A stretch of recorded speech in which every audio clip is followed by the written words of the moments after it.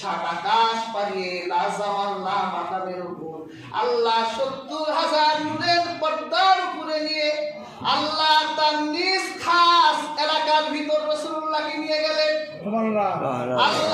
আল্লাহ রাসূলের সঙ্গে স্বচক্ষে আমার রাসূল আল্লাহকে দেখেছেন। আমার আল্লাহ আমার রাসূলকে দেখা দিয়ে আমার রাসূলের সব দুঃখ বেদনা ভুলাই দিয়েছে।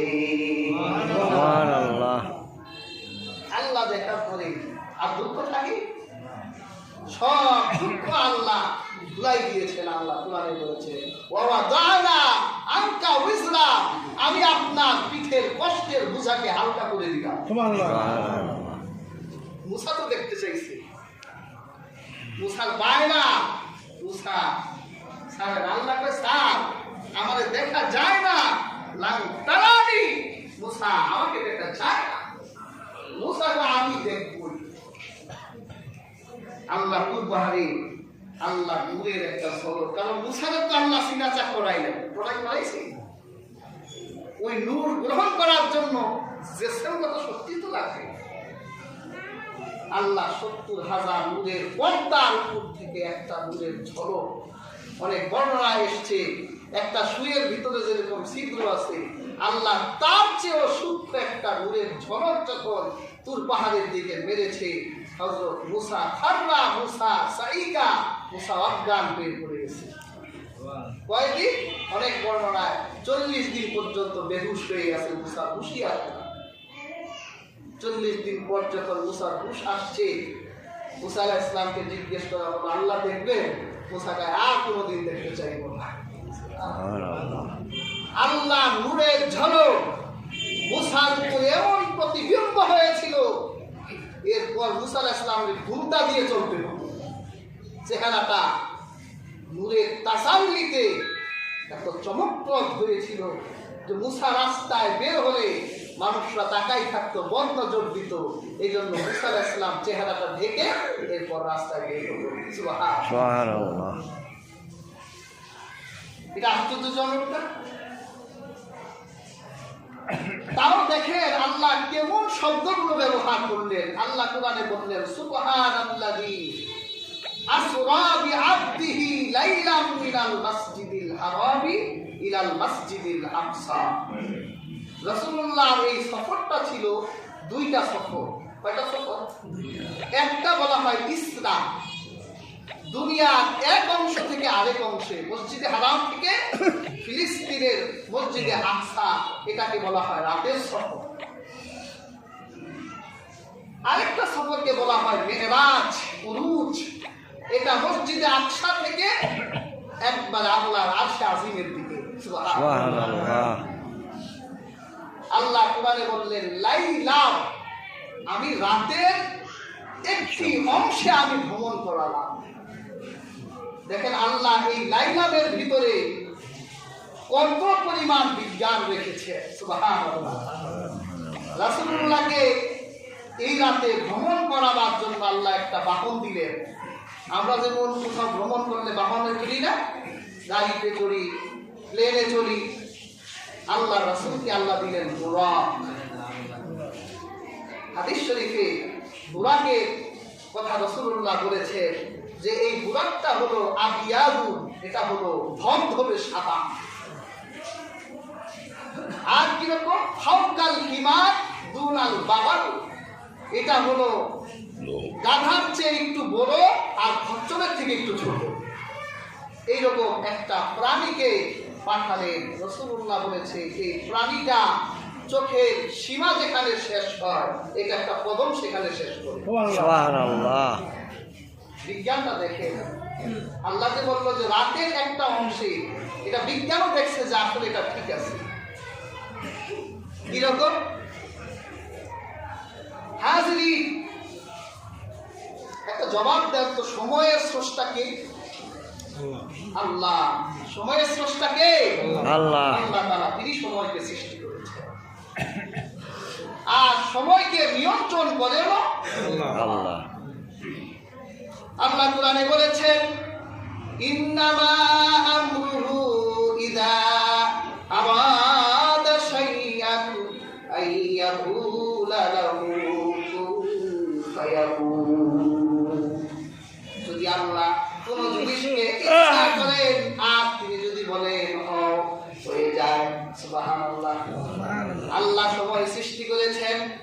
রাতের একটি অংশে আমার আল্লাহ সময়কে নিয়ন্ত্রণ করে তার হাবিবকে মেরাজ করাতে পারেন না?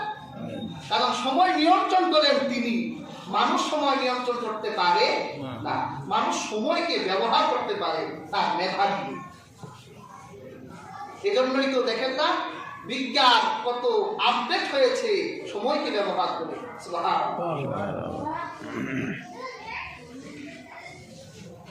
আমরা একটা সূত্র জানি যে গতি যখন বৃদ্ধি পায় তখন সময়ের মান কমে যায়। এক সময় একটা দৃষ্টান্ত দিই আপনাদেরকে। আমি রাজশাহীতে মাহফিল করেছি, গাড়িতেও করছি আবার বিমানেও করছি। তো যখন গাড়িতে মাহফিল করতে যেতাম গাবতলী থেকে সকাল 10টায় উঠলে কখনো ওখানে গিয়ে এশার নামাজ পড়তাম, কখনো মাগরিব।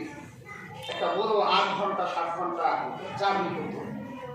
আবার যখন বিমানে গেলাম মাত্র 20 থেকে 22 মিনিট সময় লাগলো রাজশাহী বিমানবন্দর নেমে গেলাম। এটা কিসের কারণে? গতি যখন বৃদ্ধি পায় তখন সময়ের মান কমে যায়। প্লেনের গতি বেশি, সময়ের মান কমে গেছে। এই যে আমরা যে পৃথিবীটা দেখি, বিজ্ঞান বলছে পৃথিবীটার ব্যাস হলো 12,756 বর্গ কিলোমিটার। নীল আর্মস্ট্রং অ্যাপোলো 11 দিয়ে যে চাঁদের দেশে গেছে, বিজ্ঞান বলে এই রকেটটা দিয়ে যদি এই পৃথিবী ভ্রমণ করা হয় তাহলে 17 মিনিটে এই প্লেনটা পৃথিবীর এক দেশ থেকে আরেক দেশ ভ্রমণ করতে পারবে। আপনি যদি হাঁটা শুরু করতে কত বছর লাগতো? গতি বাড়ছে, সময়ের মান কমে গেছে। এটা বিজ্ঞানের ত্রিমাত্রিক ধারণা। যখন চতুর্মাত্রিক ধারণায় যাবে, এটা পৃথিবীর কোন বিজ্ঞানের হাতে ক্ষমতা নাই।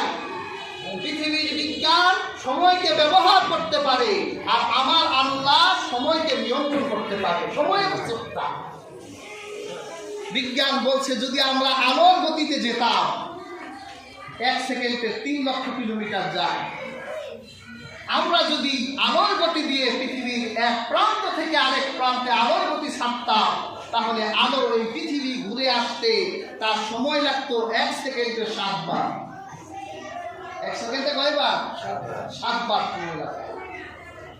কিন্তু এই শক্তি আল্লাহ মানুষের হাতে দেয় নাই, কারণ ওর ভর আছে, ওজন আছে, আলোর গতি দিয়ে চলতে পারে। কিন্তু আমার আল্লাহ তার রাসূলকে টাইম ট্রাভেলিং করালেন। ওই যে ওরা যে বলে টাইম ট্রাভেলিং, এই পৃথিবীর বুকে একজন ব্যক্তি টাইম ট্রাভেলিং করেছেন। সূরা মাআরিজে টাইম ট্রাভেলিং এর কথা আল্লাহ 4 নম্বর আয়াতে বলেছে, ইয়া হাজরিন, আমার রাসূল, আমার আল্লাহ যেহেতু সময়ের স্রষ্টা, আমার আল্লাহ তার হাবিবকে বুরাক দিলেন, এটা আলোর চেয়ে আরো বেশি কঠিন।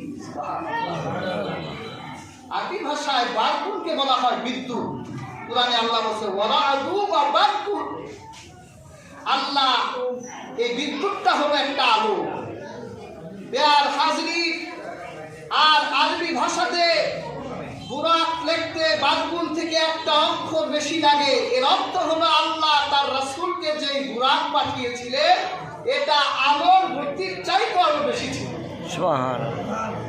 আর মানুষ যখন আলোর গতিতে চলবে, বিজ্ঞান বলেছে মানুষ তখন ভবিষ্যতেও যেতে পারবে, আবার অতীতেও যেতে পারবে। সুবহানাল্লাহ।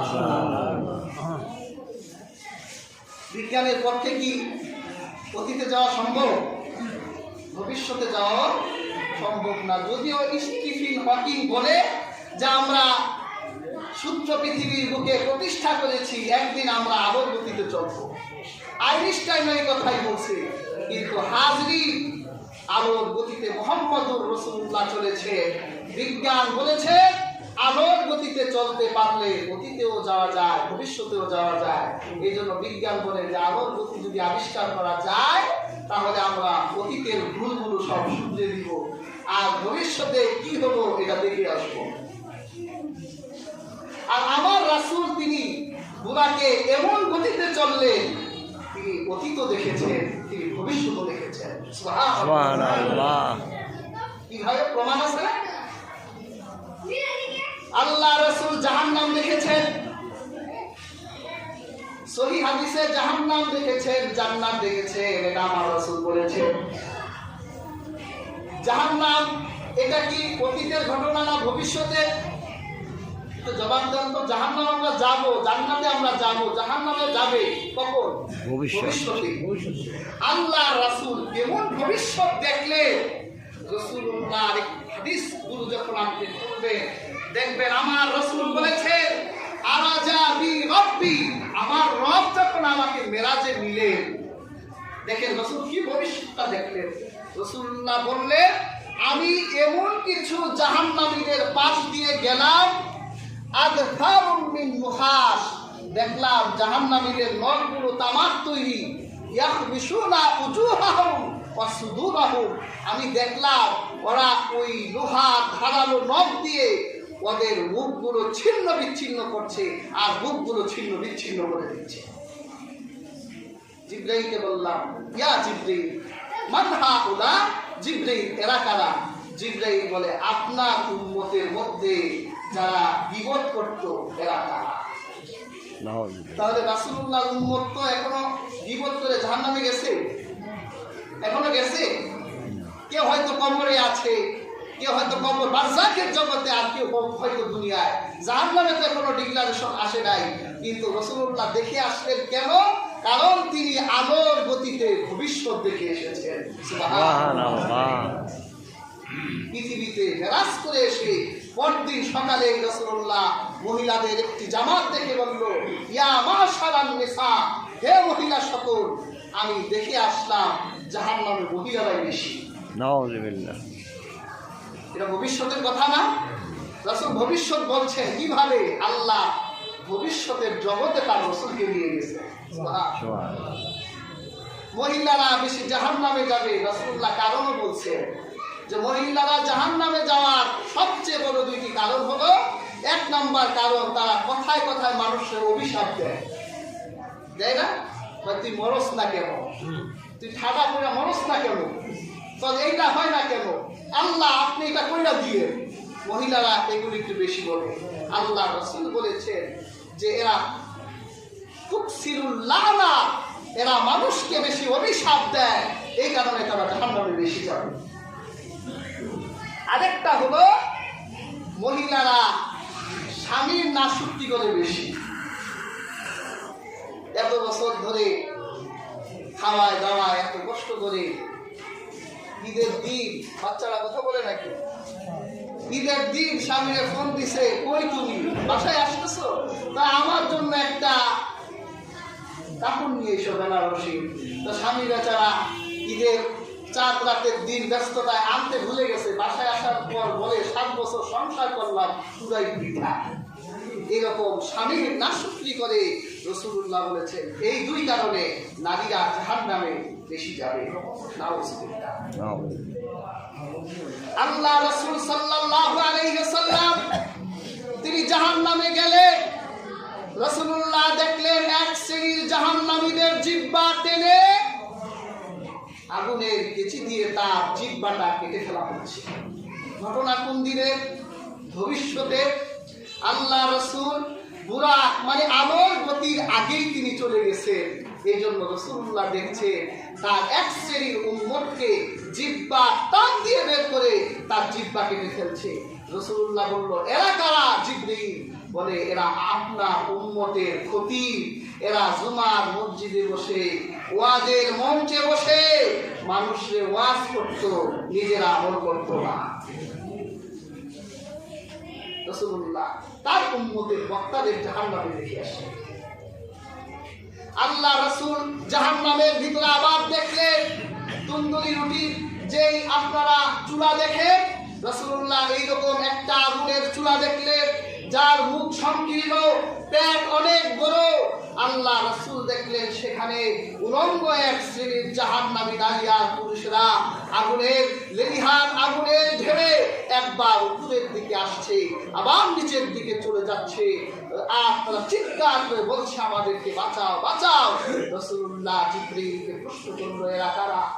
জিবরীল বলল, এরা হলো আপনার উম্মতের সেই সকল জেনাকার যারা জেনার ভিতরে লিপ্ত থাকতো। আল্লাহ রাসূল আবার কিছু দূর গেলেন, তিনি দেখতে পেলেন এক শ্রেণীর জাহান্নামীদের সামনে পবিত্র গোশত রাখা, আরেকটা প্লেটের ভিতরে পচা নোংরা পোকা বিশিষ্ট গোশত রাখা, খুব দুর্গন্ধ আসছে, আর তারা সেই পচা গোশতগুলো খাচ্ছে। তখন রাসূলুল্লাহ জিবরীলকে প্রশ্ন করলো, এরা কারা? বলল, এরা হলো সেই সকল আপনার উম্মত যারা ঘরে হালাল স্ত্রী থাকতেও আরেক নারীর সাথে পরকীয়া প্রেম করত।